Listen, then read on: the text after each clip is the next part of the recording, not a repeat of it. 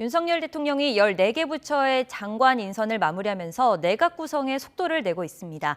아직 청문 경과 보고서 채택이 이뤄지지 않은 인사는 4명으로 윤석열 대통령은 한동훈 법무부 장관 후보자에 대한 인사청문 경과 보고서를 내일까지 재송부해달라고 요청했습니다. 최창렬 용인대 특임교수, 장성우 건국대 교수와 전국 소식 정리하겠습니다. 두 분 어서 오십시오. 네, 안녕하세요. 네, 먼저 윤 대통령이 국회 한동훈 후보자 청문 보고서를 내일까지 재송부해달라 이렇게 요청을 했습니다. 결국 민주당은 채택 거부, 현 상황에서 유지 변경되는 게 없다면 민주당은 채택 거부, 또 대통령은 임명 강행 이런 수순으로 가게 되는 걸까요? 그 인사청문 보고서가 채택이 안 되면 대통령은 이제 재송부 시한을 정해서 그 열흘까지 할 수가 있거든요. 재송부 시한을 더 빨리 하면 그때까지 재송부하지 않으면 국회가 대통령이 임명할 수 있는 거죠. 그러니까 인사청문회의 이제 구속력이라는 게 한계가 있는 건데 네. 한동훈 후보자는 이제 내일까지 이제 재송부를 해달라라고 네. 이제 국회에다 다시 요청을 한 겁니다. 그러니까 지금 뭐 민주당은 뭐 한동훈 후보자는 절대로 안 된다라는 네. 거잖아요. 뭐 재송부할 가능성은 거의 없다고 보고 네. 그렇다면 내일 시한이 되면 아마 이제 윤석열 대통령이 한동훈 후보자를 임명할 가능성이 대단히 큽니다. 네. 그리고 이제 몇 명은 이미 저 청문 보고서 채택 안 된 후보자들 임명했잖아요. 네. 이제 한동훈 후보자는 이제 워낙 뭐 한독수 총리 후보자와 연계시키는 뭐 이런 여러 가지 얘기가 있기 때문에 네. 좀 이제 여유를 뒀던 건데 아마 임명을 강행하리라고 봐요. 근데 민주당이 그렇게 되면 이제 한독수 국무총리 후보자의 인준을 어떻게 할지 아직 그 인준 날짜, 인준 표결 날짜가 아직 일정이 잡히지 네. 않았어요. 본회의 네. 일정이. 그것까지 어떻게 될지 지켜봐야지 알겠습니다만 아마 한동훈 후보자는 임명할 가능성이 거의 99.9%라고 봅니다. 일단. 99.9% 네. 거의 확실하다라고 네. 전방을 하신 건데 장 교수님 혹시 이 부분에 대해서 어떻게 보십니까? 글쎄, 뭐 새 정부 들어서 이제 치열한 삿바싸움이 지속적으로 진행되고 있는 것이 6.1 지방선거가 있기 때문에 그런데 야당에서는 뭐 민주당에서는 지금 국민 눈높이에서 야당의 어떤 검증 이런 것들을 지금 강조하고 있고 그리고 여당 입장에서는 새 정부 들어서 여러 가지 발목 잡기다 이렇게 지금 서로 의견이 상충하고 있지 네. 않습니까? 네, 맞습니다. 이런 상황에서 애초에 이런 구도에서 지금은 6.1 지방선거를 앞두고 여러 가지 지지층 결집용으로 이 청문회가 지금 전환되고 있다. 이미 전환됐다고 봅니다. 이런 상황에서 과연 누가 이득일까? 지방선거는 대선이나 총선보다 지지율이 20%, 투표율이 20% 정도 낮기 때문에 지지층 결집이 훨씬 더 효과적이라고 생각을 하는 것 같고 그렇기 때문에 여기에서는 이런 것들이 발목 잡기냐 아니면 견제냐 이런 것들은 서로 제로섬이 될 가능성이 상당히 크고 네. 그럴 때 과연 누가 장기적으로는 손해일까 이렇게 생각을 해보면 윤석열 후보가 취임식 때 컨셉이 대통령 윤석열 대통령이 취임식 컨셉 첫 번째는 국민 소통 두 번째는 국민 통합이지 않았습니까? 그러나 이제는 국회 시간으로 돌아와 보면은 국회에서 여야가 협치가 입법화가 바탕이 되고 한덕수 국무총리 인준 같은 그런 것들은 결국은 여야가 협치를 해야 되고 특히 민주당이 다수당을 지금 차지하고 있지 않습니까? 이런 상황에서 국민 소통과 국민 통합이 이루어지려면 국회에서 협치가 필수적이고 국회에서 협치가 깨지면 그러면 국민 소통과 국민 통합도 물 건너간다고 보기 때문에 지금 상당히 중요하다. 그래서 이것에 대해서 윤석열 대통령은 임명권자이지 않습니까? 그렇기 때문에 야당의 어느 정도 일정 부분 명분을 줄 필요는 있다. 네. 그렇지 않으면 지방선거 때까지는 가겠지만 지방선거에는 민주당이 거의 170석 정도의 어떤 다수의 위력으로서 정부 여당을 상당히 크게 압박할 가능성도 있다고 봅니다. 무조건 강행할 것이 아니라 여지를 줘야 한다 이런 말씀이시죠? 예, 서로 뭐 네. 협치를 해야 된다고 봅니다. 네. 자, 김인철 교육부 장관 후보자는 자진 사퇴해서 이제 인선 작업이 다시 진행되고 있습니다. 최 교수님. 한동훈 후보자를 비롯해서 지금 남은 사람은 정호영 보건복지부 후보자, 또 김현숙 여성가족부 장관 후보자 이렇게 있는데요. 특히 정호영 후보자는 민주당이 낙마 1순위로 꼽았는데 자진 사퇴할 생각이 없다는 입장입니다. 거취가 어떻게 될 것으로 보시나요? 정호영 후보자의 거취는 참 지금 예상하기가 좀 어려울 것 같아요. 네. 그 이전에 몇 명 이제 임명한 장관들 인사청문 보고서가 채택된 장관 후보자도 있었고 권영세 후보자 같은 경우는 뭐 채택돼서 대구제 네. 임명한 건데 그렇지 않은 후보자들도 임명했는데 이분들이 임명하지 않았단 말이에요. 네. 근데 이 얘기는 다시 말하면 장 교수님 말씀처럼 민주당의 하나의 그 여유를 좀 두는 거죠. 한덕수 총리 후보자와 연계시켜 돼 있는 게 지금 현실이란 네. 말이에요. 연계 전략을 지금 민주당이 쓰고 있는 게 사실인데 이 세 명을 다 임명해 버리면 이제 한덕수 총리 후보자의 인준은 뭐 완전히 물 건너가는 거니까 민주당의 명분이 필요하겠죠. 그래서 세 명을 일단 남겨놓은 건데 임명을 좀 보류했던 거예요. 근데 제가 아까 말씀드린 것처럼 한동훈 후보자는 뭐 거의 확실시 된다고 보고 정호영 후보자의 같은 경우가 아직도 전 그 여권 내부에서 좀 고민이 있는 것 같습니다. 만약에 한동훈 후보자나 정호영 후보자 둘 다 임명을 해버리면 아마 민주당은 국무총리 후보자 한덕수 후보자를 인준하지 않을 거예요. 그럴 가능성이 높다고 봐요. 대단히 높죠. 어차피 이게 청문회라는 건 원래 그런 거 연계시키면 안 되는 것이고 후보자의 자질이나 역량이나 여러 가지 도덕성만 보고 해야 되는 겁니다만 이 청문회라는 게 꼭 그렇게 하면 안 되는 게 또 현실이거든요. 여러 가지 정치적인 여러 가지 뭐 공학적인 요인이 거기 많이 결부되거든요. 청문회 요인이라는 것도 있는 것이고 해서 전 정호영 후보자는 일단 그리고 정호영 후보자는 워낙 그 임명에 대해서 여론이 좀 부정적이에요. 계속 그렇게 부정적인데다 잘 바뀌지 않는 것 같더라고요. 한동훈 후보자의 경우는 뭐 흠결이 많이 나오고 있습니다만 꼭 정치적인 이유 말고라도 말이죠. 여론 자체는 그렇게 반대보다는 찬성이 좀 높은 것 같기도 하고 말이죠. 그러니까 정호영 후보자가 좀 워낙 높아요. 부정 여론이. 아마 이런 것들 생각한다면 정부가 윤석열 대통령이 강행하는데 상당한 부담이 따를 수 있다. 물론 이제 민주당이 반대하는 한동훈 후보자도 마찬가지긴 한데 일단 여론의 향배가 중요하거든요. 그렇다면은 한동훈, 정호영을 이 후보자를 다 임명해야 하면은 인준은 거의 물 건너 가는 것이고 완전히 국회에서의 그 여야 간의 뭐 협상 분위기는 완전히 물 건너 가는 거거든요. 새 정부가 너무 힘들어요. 게다가 지금 이제 지방선거가 이제 얼마 안 남았고 물론 민주당도 한덕수 후보자의 인준을 거부할 때 상당한 부담은 따라요. 게다가 또 청문정국이 너무 오래 가고 있어요 지금. 한동훈 후보자 얘기 지금 정호영 후보자 얘기가 언제부터입니까 도대체? 아주 뭐 지루할 정도거든요. 국민들은 얼마나 더 지루하시겠어요. 그래서 이 부분에 대해서는 빨리 이제 결말을 지어야 되는데 그런 의미에서 볼 때 정호영 후보자의 경우는 전 여권 내에서 자진서태를 본인이 안 한다고 하긴 하는데 임명 안 하면 그만인 거죠. 그래서 알 수가 없는데 아무튼간에 정호영 후보자는 마지막까지 고민할 것 같은데 저는 부정적으로 흘 가능성도 있다고 생각합니다. 말씀하셨듯이 연계를 짓지 않을 수가 없어요. 해석을 할 때 한덕수 부총리자의 거취 이제 모든 후보자들 한동훈, 정호영 후보자를 포함해서 윤 대통령이 다 밀어붙인다면 불똥이 한덕수 총리 후보자에게 튈 수밖에 없을까요? 대통령께서도 그런 것까지 다 지금 감안을 해서 임명을 할 가능성이 큰데 방금 교수님께서 말씀하셨듯이 임명 강행할 가능성이 상당히 크다. 왜냐하면 다시 재송부를 요청했다는 것은 임명하겠다는 뜻입니다. 그런 이면에를 보면은 한덕수 총리 후보자는 어차피 지방선거가 끝나고 표결을 할 가능성이 상당히 크지 않습니까? 이런 상황에서는 지방선거에 영향을 끼치지 않는 그 이후에 표결이 되기 때문에 지금 민주당 입장에서는 만약에 한동훈 장관 후보자를 임명을 강행한다면 한덕수 총리를 낙마시켜야 된다고 그렇게 줄기차게 지금 얘기하고 있지 않습니까? 이런 상황에서 지방선거 이후에 한덕수 총리는 국회 인준에서 낙마할 가능성이 크다. 그래서 여러 가지 지금 이 두 사안이 서로 시소 게임을 하고 있다고 봅니다.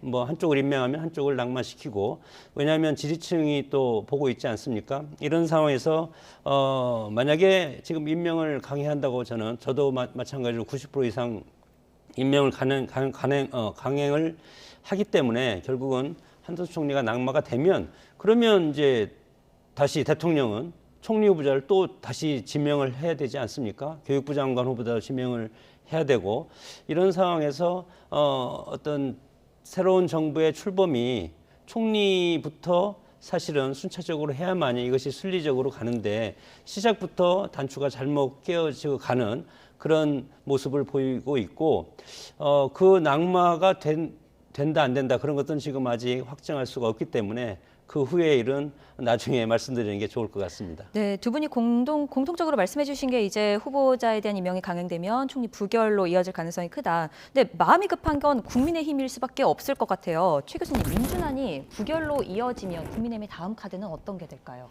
국무총리 후보자 말이죠. 국민의힘으로서는 뭐 당장은 이제 내정하는 걸 좀 미룰 거예요. 추경호 이제 부총리 체제로 갈 텐데 언제까지나 국무총리 자리를 비워둘 수는 없는 거잖아요. 추경호 체제로 간다는 얘기는 그만큼 국민들에게 총리를 낙마시켰기 때문에 지금 현재 이 지금 완전한 출범이 안 됐다는 것을 인식시키고자 하는 정치 의도가 있을 수가 있겠죠. 어떻게 될지 알 수 없습니다만 지금 네. 가정에서 얘기하는 게 적절치 않을 수 있는데 그 총리 후보자 지금 게다가 한덕수 후보자가 지금 노무현 정부 때 총리를 했던 인사란 말이에요. 네. 물론 그 총리가 끝나고 공직 생활이 마감된 다음에 여러 가지 이제 그 뭐 고액 수입료 논란이라든지 여러 가지 많이 나오긴 나왔어요. 노무현 정부 때 총리를 했으니까 무조건 통과돼야 된다라는 논리도 맞지 않는 거죠. 그 이후에 시간이 꽤 흘렀기 때문에. 네. 근데 아무튼간에 한덕수 총리 후보자에 대한 인준을 부결하는 건 굉장히 민주당한테 짐이 많이 될 것 같아요. 그러니까 이러한 것들이 이제 지금 이 지방선거를 앞두고 여론이 어떻게 작용할까를 아마 민주당이 고심할 겁니다. 그래서 저는 한동훈 후보자는 민주당도 알 거예요. 네. 윤석열 대통령이 절대 포기하지 않을 네. 것이다. 제가 봐도 극단적으로 다른 후보자를 다 포기하더라도 몇 분 안 남았습니다만 한동훈 후보자는 포기하지 않을 것 같거든요.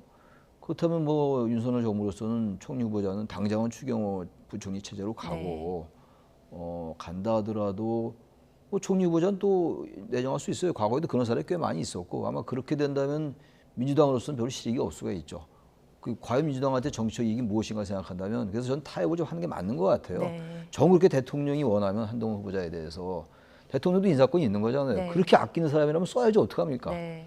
결정적으로 국민들이 절대로 안 된다라고 하는 것도 아니고 네. 그럼 한동훈 후보자를 이제 민주당은 외부적으로 외형적으로는 안 된다고 저러지만 그냥 암묵적으로 인정하고 한덕수 후보자는 통과시키고 정호영 후보자는 사퇴하고 뭐 이런 식의 그림을 그리면서 통과되는 게 아닐지 갈지 모르겠어요. 근데 뭐 정호영 후보자로서는 대단히 서운할 얘기일지 모르지만 제가 계속 얘기하는 거는 이럴 땐 결국 국민들의 여론 향배를 봐야 되거든요. 정호영 후보자가 어쨌든 부정 여론이 높아요. 그래서 제가 그렇게 하면서 이 정국을 넘어가야지 얼마나 피곤합니까 지금. 계속 인사청문회 한덕수, 한동훈, 정호영 귀가 딱지가 않을 네. 정도거든요. 빨리 이 정국을 마무리해야 된다. 그런 정국을 생각. 해결하기 위해서는 어느 정도 양쪽 서로 양보할 모두 수밖에 없어요. 네, 어떻게 하면 완전한 게 어디 있습니까 지금. 네, 맞습니다. 이제 이 후보자들 외에도 민주당에서 윤재순 총무비서관 문제를 삼고 있죠. 또 이시원 공직기강 비서관 관련해서도 문제를 삼고 있는데요. 이 부분에 대한 거취도 흔들릴 수 있다고 보시나요? 뭐 상당히 지금 민주당인 야당이 공세가 가파르지 않습니까? 물론 민주당 자체 내에서 여러 가지 문제가 터지고 있고 그렇기 때문에 공격이 최상의 방어, 특히 지방선거를 앞두고 있기 때문에 그런 예봉은 훨씬 더 강하다. 그래서 지금 이미 한 분이 자진 사퇴를 했고 네. 그리고 지금 또 이시원 공직기강 비서관은 서울시 유우성 공무원 간첩단 조작 사건의 당사자고 여기에서 징계를 받지 않았습니까? 그렇기 때문에 특히 정의당이라든가 민주당 일부에서 상당히 강하게 사퇴를 주장하고 있고 그리고 또 윤재순 총무비서관도 마찬가지로 뭐 최근에 뭐 성적인 문제 여러 가지 정치권에서 지금 이런 것들이 상당히 휘몰아치고 있는데 두 차례 성비 사건이 있었다. 이런 뭐 물론 뭐 10년 전 얘기도 있고 그렇기 때문에 본인이 억울하다는 측면도 있겠지만 그러나 야당 입장에서는 정치적인 실익 그리고 공격을 해야만이 되지 않습니까? 이렇게 보면은 결국은 6.1 지방선거가 포인트라고 봅니다. 역대 선거를 보더라도 지방선거 투표율이 상당히 50% 언저리에 낮아졌기 때문에 이렇게 하면은 중도층이 투표장에 안 갈 가능성이 상당히 크고 그렇게 되면 제로섬이 되지 않겠습니까? 네. 그러면 결국은 어느 편이 더 유리할까? 이런 어떤 트러블 메이커들이 없는 쪽이 상당히 유리한데 지금 양쪽 다 트러블 메이커들이 존재하고 있습니다. 이렇게 되면 결국은 이런 것들이 보면은 선거가 우수한 사람, 정책 역량이 있고 집행력이 있고 리더십이 있는 그런 후보를 뽑아야 되는데 어떻게 보면은 국민들의 어떤 정치 불신 이런 것들을 증폭시키고 있는 그런 어떤 메커니즘이 아닌가. 그래서 부정적으로 지금 작동하고 있다고 봅니다. 네, 말씀하셨듯이 물론 지금 전국이 지방선거랑 당연히 연계될 수밖에 없는 상황인 것 같아요. 그래서 주제를 조금 바꿔서 지방선거 한번 상황을 먼저 살펴보겠습니다. 6.1 지방선거와 국회의원 보궐선거가 재보궐선거 후보 등록이 마무리되면서 여야가 본격적인 경쟁에 나섰는데요. 먼저 서로 공격의 날을 세운 두 당의 목소리 들어보겠습니다. 정권 교체했는데 미완 절반밖에 못한 거죠. 국무총리 인준을 해주나 뭘 해주나 178석 갖고 밀어붙이는데 이번에 지방 권력을 찾아와야 진정으로 민주당이 반성하고 회개하고. 진짜 도둑이 누굽니까, 여러분? 대장동에서 돈 해먹은 집단이 누굽니까? 국민의힘에 이렇게 이름을 붙여줄까 싶어요. 적반무치당. 신경전이 굉장히 거센 모습인데요. 새 정부 초기에 국정 운영을 좌우할 변곡점이 될 수밖에 없으니까 그런 것 같습니다. 국민의힘은 17개 광역시도 중에 9곳 이상, 민주당은 8곳 이상에서 승리를 하겠다 이런 목표인데 각자 목표대로 성과를 거둘 수 있을 거로 보십니까? 여러 변수가 아직 남아 있으니까요. 네. 오늘 5월 15일이니까 6월 1일까지 시간이 좀 있어요. 장 교수님 말씀처럼 지방선거 이 지금 투표율이 낮기 때문에 네. 조직이 강한 당이 좀 유리할 수 있습니다. 네. 그럼 조직은 아무래도 지방 권력을 차지하고 있는 정당이 민주당이기 때문에 그런 뭐 논리로 본다면 민주당이 좀 유리할 것이고, 그런데 아무래도 이제 새 정부가 출범했기 때문에 새 정부에 뭔가 힘을 실어줘야 된다는 그런 여론이 많이 있을 수가 있어요. 인수위 때 여러 가지 논란이 있긴 있었습니다만 네. 새 정부가 출범한 게 이제 5월 10일이니까 그동안 뭐가 있어야지 거기다 평가도 하고 심판도 하고 중간 평가의 성격이 부여되고 이럴 거 아니겠어요? 그래서 대개 지방선거가 이제 그 임기 중반에 있으면은 그 이제 중간 평가의 성격이 부여돼서 여당에게 불리한 게 원래 이제 기본적인 패턴이잖아요. 네. 지금은 이제 얼마 안 됐으니까 평가할 만한 그런 이제 주제가 별로 없는 거예요, 대상이. 그런 면에서 볼 때는 아무래도 이제 국민의힘이 유리하긴 한데 여러 가지 지금 거의 지금 인수위 때부터 전방위로 신구 권력이 충돌하고 지금 바로 청문회로 또 이렇게 충돌하고 있고, 네. 게다가 이재명 후보가 이제 개항을 해 출마하면서 지금 방금 화면에서 보셨습니다만 네. 대장동 시즌 2 같잖아요. 진짜 도둑이 누굽니까? 전 대선 때 얘기인 줄 알았어요, 지금. 네. 대장동에서 돈 해먹은 집단이 누구냐 이런 얘기 얼마나 많이 들었어요, 대선 때, 맞습니다. 지난 대선 때. 네. 그래서 이런 대선에 이 물론 지방선거의 보궐선거입니다. 이건 보궐선거에 출마한 네. 건데 이재명 후보 같은 거 인천 개항을 해. 그럼에도 불구하고 이런 얘기가 나오니까 여전히 대선 때 그 대립했던 그 구도가 그대로 가는 것 같아요. 네. 그렇다면 지난 대선 때 24만 표 차밖에 안 났고 0.73포인트밖에 차이가 안 났단 말이에요. 그렇다면 대선 결과, 아니 지방선거 결과를 어떻게 예상하기가 좀 어려워요. 조금 더 두고 봐야 되는데 구도 자체는 아무래도 새 정부가 출범하는 것이기 때문에 네. 했기 때문에 국민의힘이 좀 선거 지형으로서는 유리하긴 한데 변수에 따라 얼마든지 달라질 수 있다고 봐야 되겠죠. 전반적인 분위기는 국민의힘이 조금 유리할 수 그건 있다. 다른 이유가 아니라 새 정부가 출범했기 네, 때문에 네. 그런 이유에서입니다. 네. 예. 자, 이제 그런데 그 중에서도 또 서울시장에 관심이 많이 쏠리고 있습니다. 현직 시장인 오세훈 국민의힘 후보랑 직전 당대표인 송영길 민주당 후보가 맞붙는데요.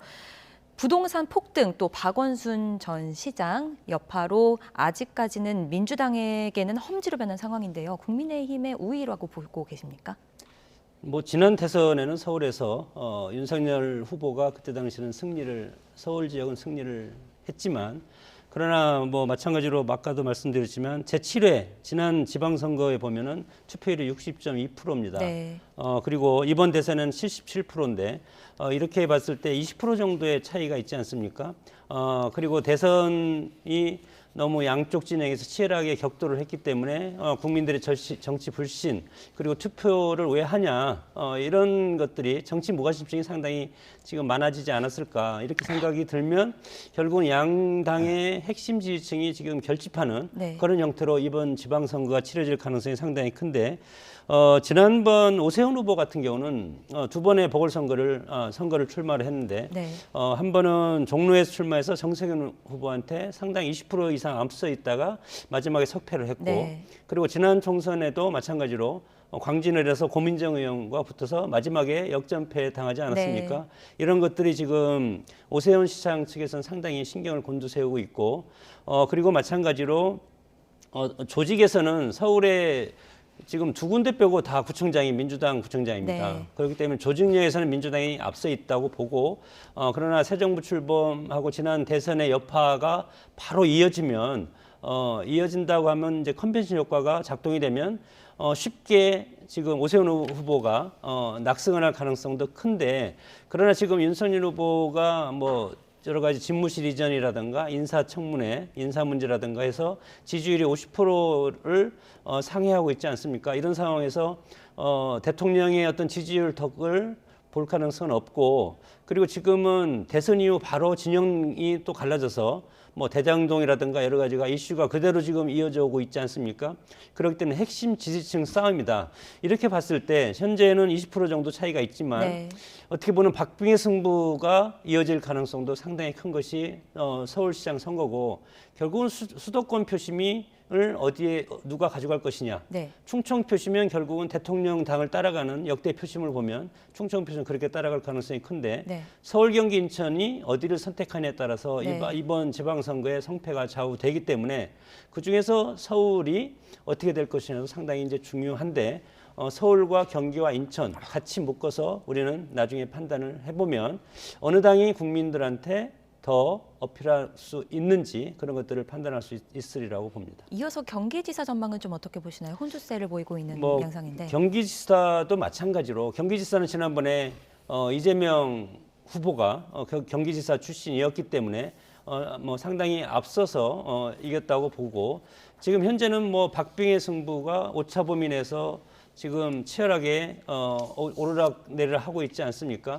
그러나 현재까지는 민주당 후보가 앞선 상황이고, 앞으로 여기에 이제 뭐 또 무소속 후보라든가 이런 것 하고 서로 이제 연대하냐 뭐 연합하냐 그런 어떤 변수는 있겠지만, 지금 구도로 계속 가서 저는 3% 이내 박빙 승부가 펼쳐졌기 때문에 아직은 예측하기가 상당히 어렵다. 그러나 이제 뭐 국회 인사청문회라든가 한동훈 임명이라든가 이런 것과 연계를 해서 중도 표심이 어떻게 여기에 반응을 할 것이냐, 그것이 성패에 큰 영향을 끼치리라고 봅니다. 아까 장 교수님도 말씀하셨는데 최 교수님도 변수가 남아 있다고 하셨어요. 변수 가운데 하나로 또 떠오른 게 최근에 민주당의 성비위 의혹이 있을 수 있는데요. 당내에선 지방선거 악재가 되지 않을까 촉각을 곤두세우고 있는 모습인데 좀 어떻게 보십니까? 그래서 이 문제가 이제 불거졌는데 지금 이제 그 제명을 했어요, 민주당이. 네. 이제 제명을 했는데 제명만으로 안 된다 이런 여론이 높아요 지금. 네. 이 성비 사건 이런 것들은 이제 우리 사회의 그 기준이 굉장히 높아졌어요. 높아졌기 때문에 적당히 뭐 당 제명으로는 좀 안 될 것 같아요. 다시 말하면 어떠한 그 이슈나 변수가 발생했을 때 여기에 어떻게 대처하냐가 중요합니다. 이왕 뭐 벌어진 일이 어쩔 수가 없는 거잖아요. 네. 그런데 이 부분을 당 제명에 그치고 그냥 지금 현재는 민주당이 국민의힘의 이준석 대표의 이제 과거 이른바 성상납 의혹을 가지고 이제 공격하고 있는데, 그런 태도로 간다면 전 민주당에게 그렇게 상당히 불리하게 작용할 것 같아요.